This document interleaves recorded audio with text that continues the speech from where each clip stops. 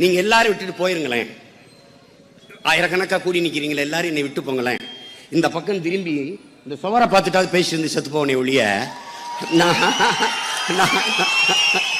நான் விட்டுட்டு போவேன் மட்டும் நீ கருதிடாத. அவ்வளவுதாங்க. அவன் விட்டு வாய்ப்பு இல்லை சொல்றேன் பாருங்க. வாய்ப்பு இல்லை. மீட்டு மீட்டு மீட்டு நீ நினைச்சு பாரு, ஒரு நொடி நினைச்சு பாரு.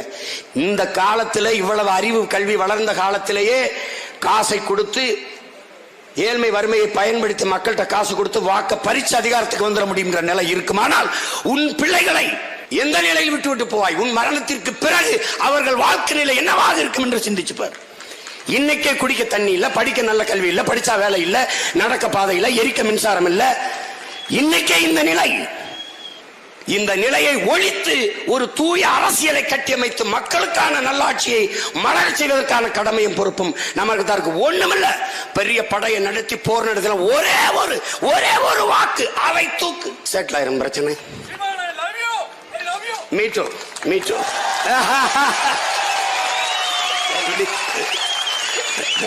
அவர் அன்பை தந்தார், அன்பை திருப்பி கொடுத்தேன்.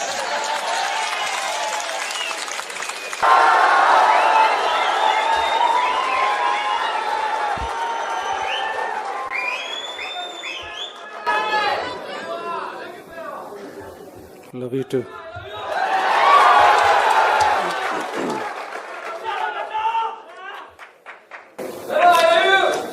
Love you too.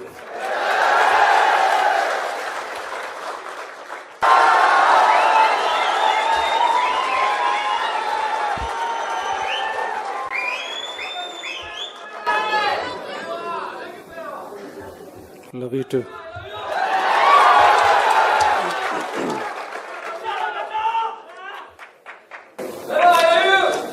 Love you too.